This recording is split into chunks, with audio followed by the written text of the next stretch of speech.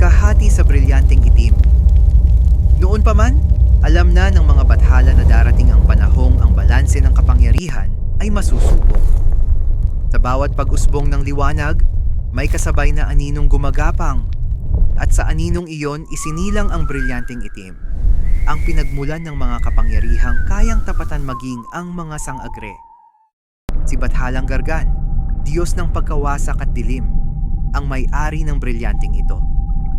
Isang hiyas na hindi basta likha ng kalikasan, kundi hinubog mula sa galit ng mundo, puot ng mga nilalang, at mga panalangin ng mga natalo sa digmaan. Ngunit kahit gaano kalakas ang brilyanteng itim, may isang katotohanang hindi maitatanggi. Ang talino at tapang ng mga sangre ay hindi basta-basta masusupil. Alam ito ni Gargan. Hindi niya minamaliit ang kanyang mga kalaban. Sa halip, pinili niyang mag-isip. At sa kanyang pag-iisip, isinilang ang isang mapanganib na plano. Ang pagkahati ng dilim.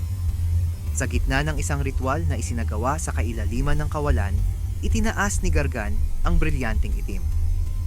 Ang hiyas ay umaling-awngaw, tila may sariling tinig, tila tumututol sa mangyayaring kapalaran nito.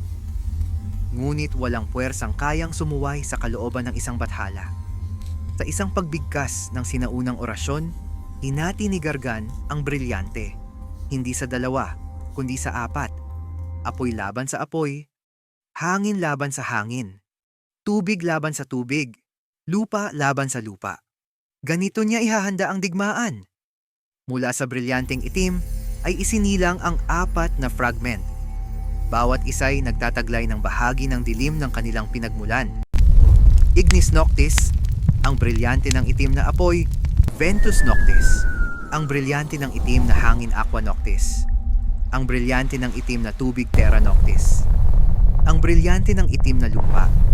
Isa-isa itong ibinigay ni Gargan sa kanyang mga piling alagad. Ang Ignis Noctis ay ipinagkaloob kay Hagorn, ang pinakamalupit sa kanyang mga mandirigma. Isang nilalang na ang puso ay kasing init ng impyerno.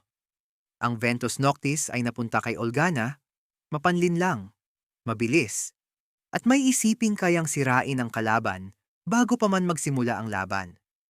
Ang Aqua Noctis ay ibinigay kay Zaur, tahimik ngunit mapanganib, tulad ng karagatang walang babala kung umatake. At ang Terra Noctis ay napasakamay ni Kamay, mabigat ang galaw ngunit walang makakatakas sa kanyang paghatak. Ngunit may isang suliranin. Ang lihim ng kapangyarihan. Hindi gumagana ang mga brilyante. Hindi kapag hinahawakan ng karaniwang tagapangalaga. Hindi kahit ng pinakamalakas na alagad. Tanging si Bathalang Gargan lamang ang tunay na nakakagising sa kapangyarihan ng mga ito.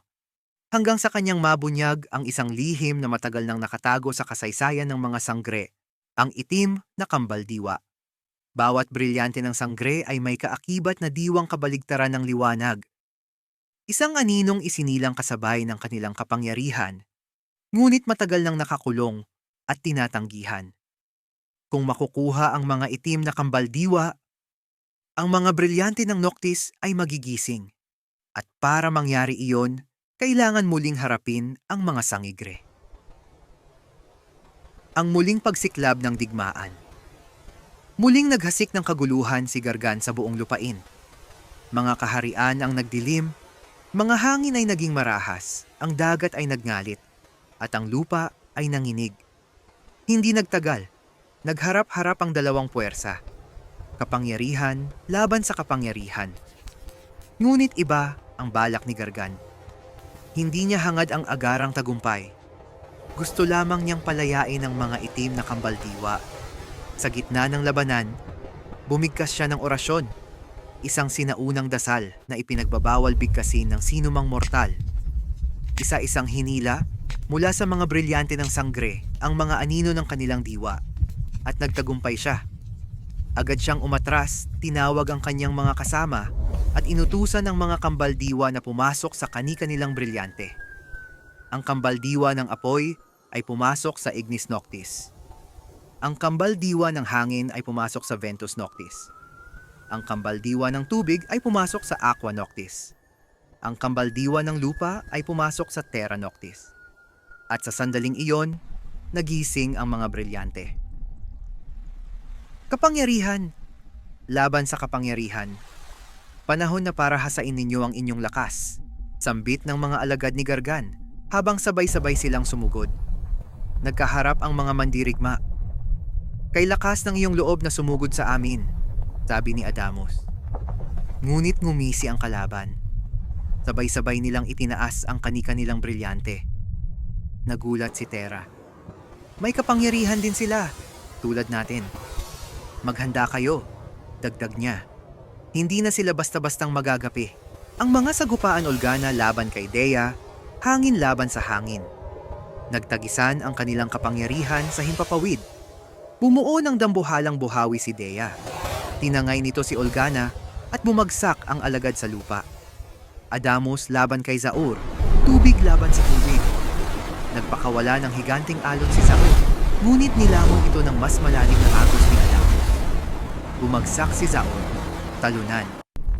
Terra laban kay Kamei, lupa laban sa lupa. Inangat ni Terra ang mga bato, biniyak ni Kamei ang lupa. Ngunit sa bilis at talino ni Terra, tinamaan si Kamei at bumagsak. Ngunit sa gitna ng tagumpay, may isang labang nagbabadya ng trahedya. Apoy laban sa apoy Flamara laban kay Hagorn. Isang dambuhalang bilog ng apoy ang nilikha ni Hagorn. Itim, gutom, at walang liwanag. Sinubukan itong salagin ni Flamara ng apoy na pananggalang, ngunit ito'y nabutas. Sa isang iglap, muntik na siyang matalo. Ngunit dumating sina Dea, Adamos, at Terra. Sabay-sabay nilang nilabanan si Hagorn.